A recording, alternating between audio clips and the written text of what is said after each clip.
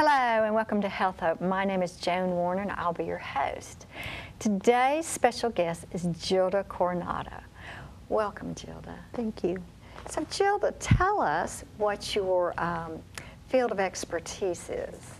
Well, I am a cake decorator. A cake decorator? Yes, I am around sweets all day. All day long? Mm-hmm. Well, you're awfully thin for being around sweets all day long. It's not that good because you can see pies and cakes and cookies coming out of the oven all day. It's pretty tempting, huh? Mm-hmm.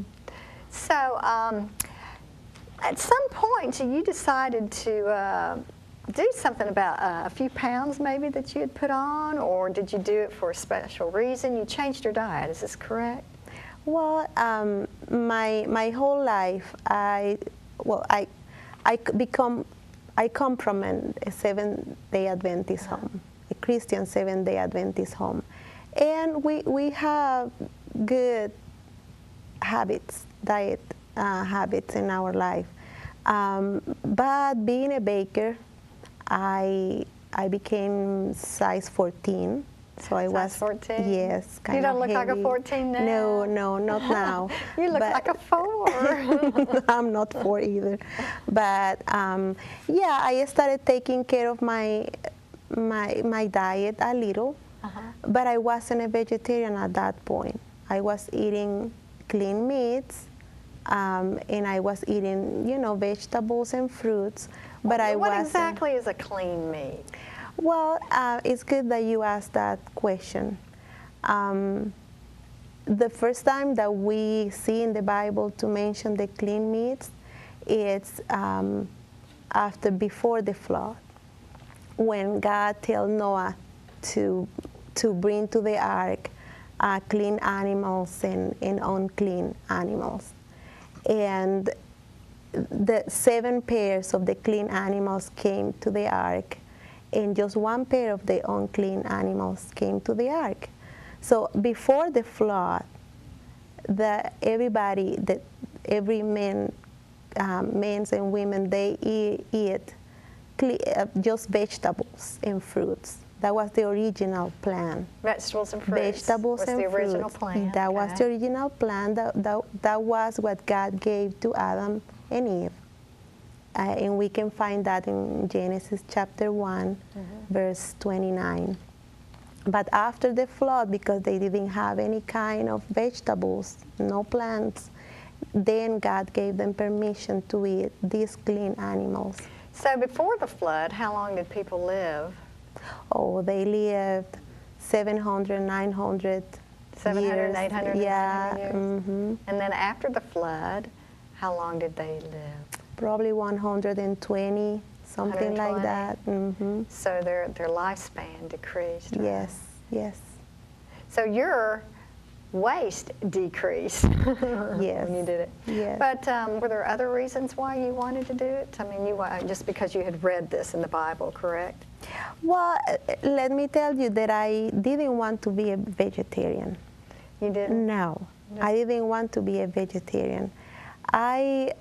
The few vegetarians that I knew, my perception was that they were very arrogant and proud people, and I didn't want to be like them. Oh, I see. Mm-hmm. So even though I ate clean meats and I was trying to be healthy, I didn't want to be a vegetarian. So that was a decision made when I was young, and I kept that. Was there another reason in addition to that? Well, no, it wasn't another reason because... I mean, was it maybe like something to do with convenience? It was more convenient. Of course, when you do what everybody else is doing, it's more convenient. Right. Because it doesn't look different. You don't have to make too many changes. So, but that wasn't the main reason. That wasn't. My mom, she knew how to cook good vegetarian meals. How did she? Yeah, we knew how to do that, but we didn't want to do it. And that became an excuse in my life, an excuse. And I can say, yeah, I met a few arrogant, proud vegetarians, but it wasn't about them. I'm supposed to be obedient not because of people. I don't have to make my decisions based on people. I have to make my decision based on what God wants for me, what is better for me. So you decided to become a vegetarian, and how did that come about? Did you do a special fast? Did you give up meat slowly, or how did you go about this? Well, it was a process. It was a process. The last few years, God brought into my life wonderful vegetarian people. They were not like the proud and arrogant vegetarians that I knew before. My best friends, they are all vegetarians. We eat together, we go to restaurants together, and the thing about what we eat, we never talk about that. That's not a problem. They never look bad at me when I order chicken or something else in a restaurant. So I realized, okay, not everybody is like so this. these people were vegetarians, but you weren't at that point. I wasn't. But they never made any comment about what you were eating. So that excuse that I was using, God took that away. Okay. So He showed me, no, not everybody else like the way you think. You are judging everybody for a few people that you met before. And so at that point, what did you decide to do? Well, last year I started eating less meat. Okay. You know, I was eating some, but I tried to eat more vegetables, more fruits and grains.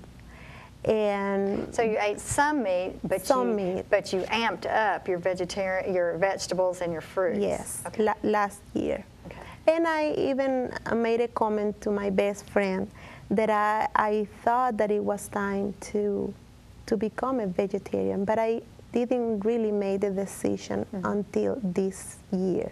Until this year? And something happened this year? Yes. In January, the pastor of our church, and I think a lot of churches did the same thing at the beginning of the year. We started what they call the Daniel fast. And somehow when the pastor was making the invitation, God told me, okay, this is the right the Daniel time. fast. The and what Daniel exactly fast. is the Daniel fast? Well, let me tell you that at the moment the pastor was explaining everything, I wasn't paying too much attention. No, because I was having that conversation with God. Okay, I understand, now is the time. And to understand the fast wasn't a problem for me, because since I was a kid, I knew this. It wasn't about that I didn't know. I know about the story of Daniel. I knew how wonderful things happened in his life because he decided to be obedient to God. So I knew the truth. So it was easy for me to do it because it was a conviction. I was ready, and so I was eating. I decided at that moment I'm not going to do it for 21 days. I did it for 40 days. And what was it that you did for 40 days? Well, I was eating just simple meals. What made them simple? Simple. They didn't have too many condiments or, a complicated preparation. My breakfast was very simple, and during the day I was eating more salads and fruits and nuts, things that didn't require too much preparation. So I did that for 40 days, and it was awesome. I gave up at that time. I gave up not just meat, but because I work very early in the morning, I was drinking coffee in the morning. Just because I needed the coffee. I thought that I needed the coffee, and I gave up the coffee, and I didn't need that. So you gave up coffee and meat, and sweets. And sweets. Yes. So so you gave up beef, and you gave up chicken, and you gave up fish, and sweets and caffeine, all in 40 days. Yes. And what occurred at that point? Did you feel tired? Did you feel energetic? Did you feel happy, sad? Well, it was, the only thing that really amazed me was about the caffeine. I thought that I was going to miss that, but I felt more energetic. I didn't really need the caffeine. Wow, so you didn't even have a letdown when you gave up the caffeine. No, it was awesome. In a few days, I noticed that I had more energy than before. So the thing about the caffeine, I think that's something that we have in our mind that is good, that is, but it's not. It's not. So I feel great. And did this spill over not only physically, but you become a vegetarian, did it spill over into the rest of your life on some level? I think so. We know the story of Adam and Eve. Mm-hmm. And we think sometimes that some things that God requires are kind of, we don't understand. They look at like stupid, and I'm sorry I'm saying that, because when God told Eve and Adam and Eve don't eat of this fruit, it seems like it was something, okay, what is the point with the fruit? And about my eating habits, I always thought this doesn't have anything to do with my salvation, so I don't have to do that. Mm-hmm. I don't have to do it. And in reality, it doesn't have anything to do with my salvation. That is true. Mm-hmm. But the God that wants me to be healthy spiritually is the same God that wants me to be healthy physically and emotionally. So He's bringing into my life all those things. You know, it's okay. I've been growing spiritually these last few years. God kind of shake me because I was used to, okay, this is my life. This is the kind of Christian that I am, and that was it. That was it. But I was stuck. I wasn't growing. So He took away a few things that I was comfortable with, and that made me start changing spiritually. And then at some point, I had to start changing emotionally and physically. And He's been doing that in my life. And I think becoming a vegetarian is more than being a vegetarian, is being obedient to obedient to what God wants me to do and what's best for me. So, did you notice any difference in your medical health at all? Yes. Since last year that I was eating less meat, the last time that I went to the doctor, my levels of cholesterol and all those things that I don't know the names of, they were way better than your LDLs and HDLs. Yes, and all those things. All those things they leveled out for and she was showing me one by one, look at this and all the changes. So there's a paper trail at this point. Yes. So I am glad for that. And did you lose some weight too? Oh, I lost 10 pounds when I was in that period, those 40 days, I lost 10 pounds. And were you exercising too at that point? Well, no, I wasn't. And you lost 10 pounds without exercising? I wasn't exercising. I wasn't doing anything extra. And just from eating simply? Yeah, just eating. Were you hungry while you were on this Daniel fast?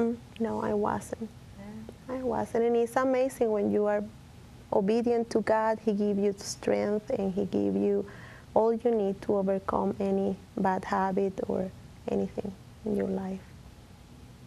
So not only did you discover obedience, but it sounds to me like you discovered something else too, that being a vegetarian was also something else. Is that correct? Yes.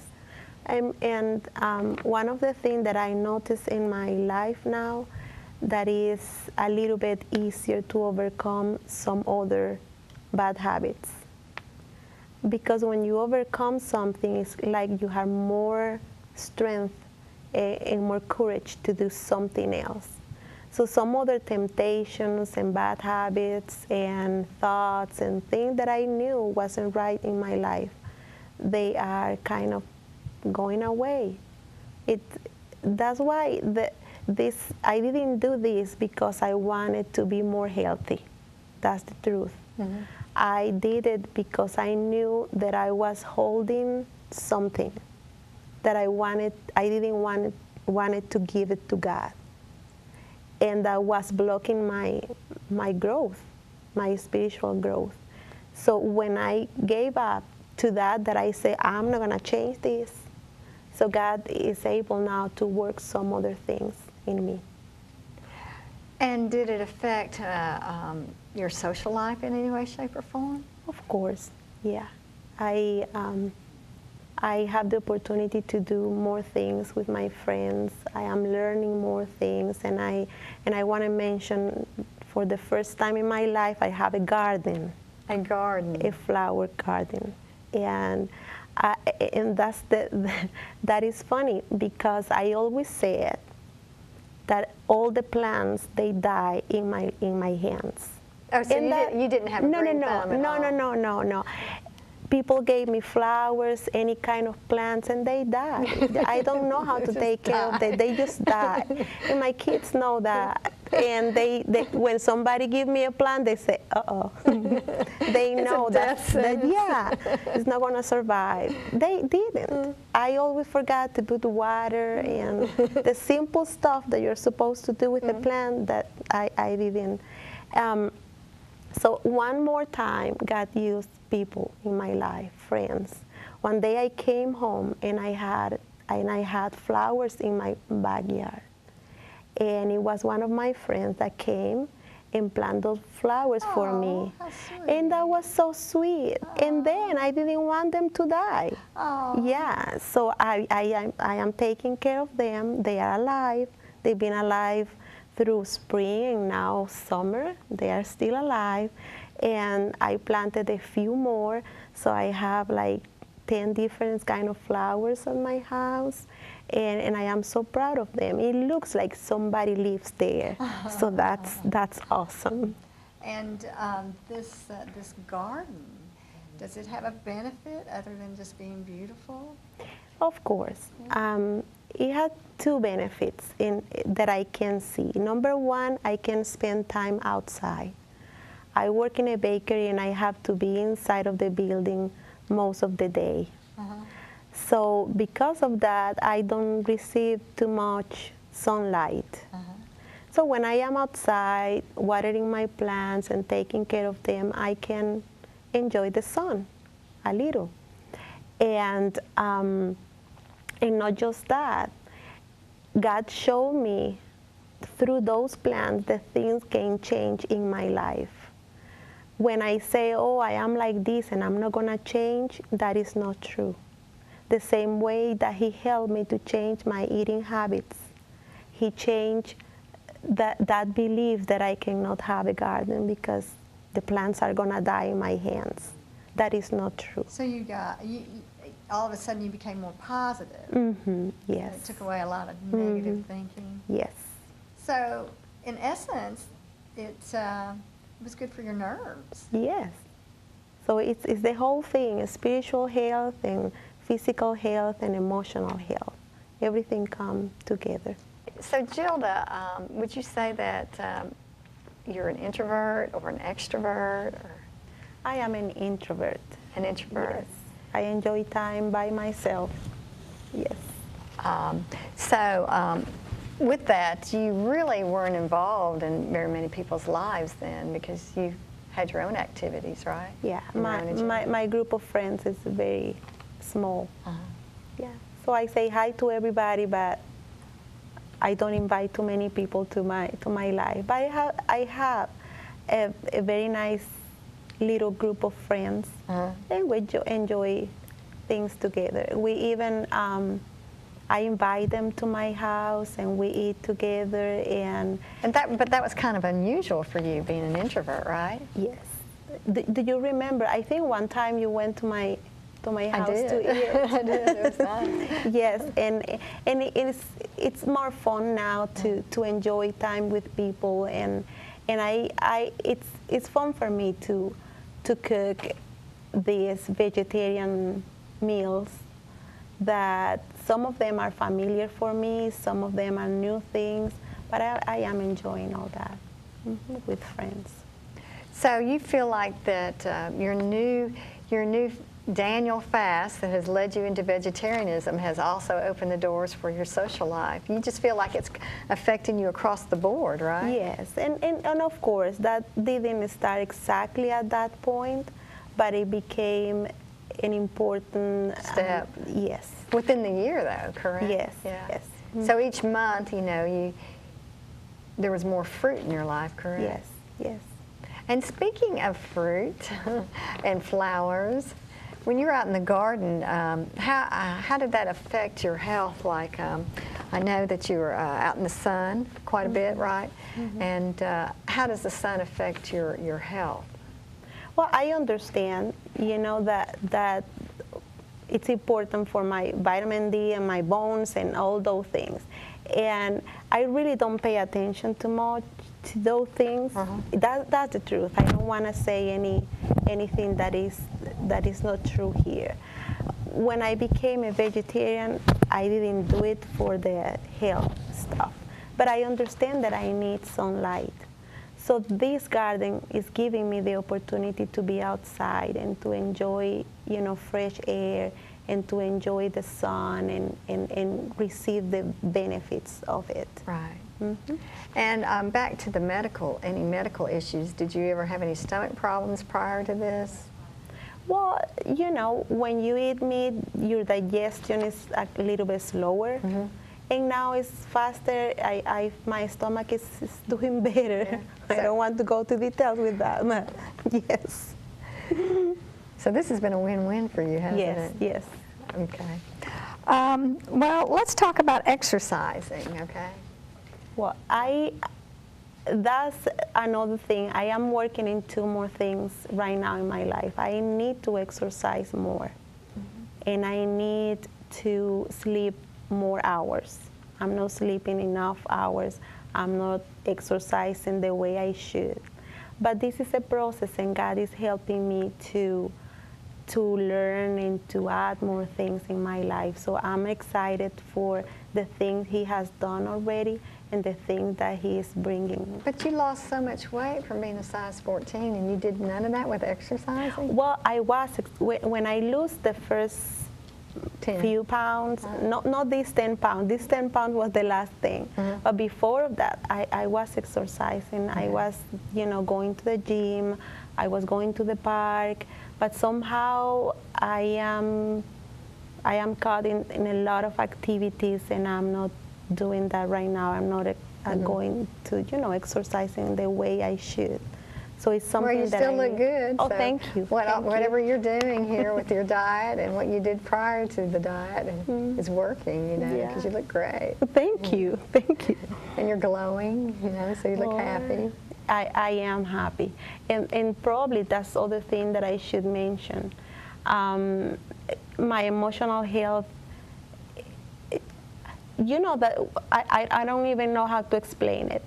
That thing that, when people do things, you explode immediately, or you have those thoughts that peaceful life, peaceful heart, that no matter what is going on, you keep keep yourself calm and all that. It's better. It's working better with my new diet.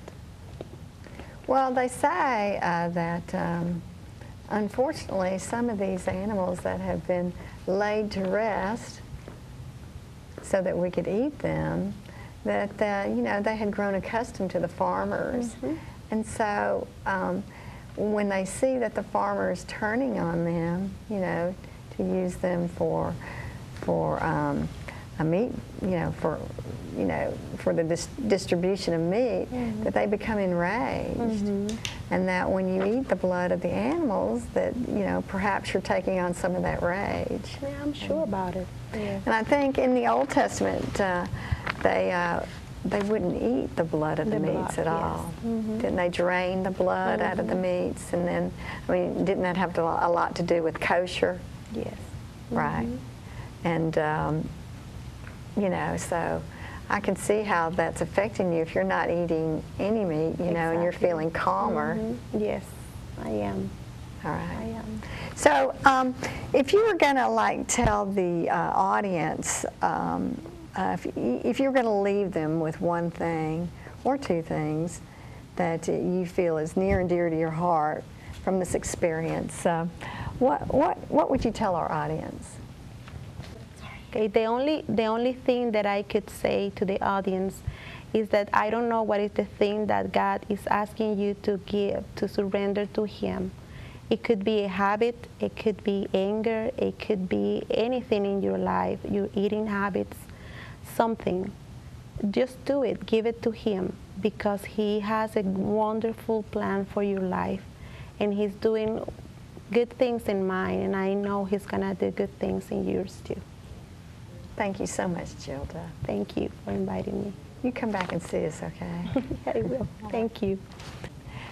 Thank you so much for joining us today on Health Hope. For more information, go to www.health-hope.org. health-hope.org. We'll see you the next time. With as many as 90% of doctor visits due to stress-related illnesses, it's vital that you take steps to reduce the amount of stress in your life. To improve your health and simply have some fun, consider taking up one of the following hobbies. Try gardening. You get to enjoy being outdoors in the fresh air and sunshine, which can lift your spirits, as well as the opportunity for light physical exercise. And seeing something that you've planted grow into beautiful plants can be quite rewarding. How about playing a musical instrument? Playing a musical instrument can soothe you and at the same time occupy your mind, so you aren't focused on your concerns. If you can't play an instrument, then how about trying amateur photography?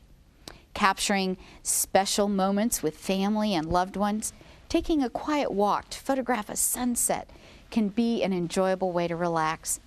As an added benefit, you will have beautiful photos to remind you of the pleasant memories. With today's technology, it can be a simple and easy way to enjoy life. One stress reducer is to try creative writing or crossword puzzles. Brain teasers you can easily find on the computer. These can be easy ways to pass time and exercise your cognitive functions, keeping your brain youthful and healthy. This has been a Health Moment.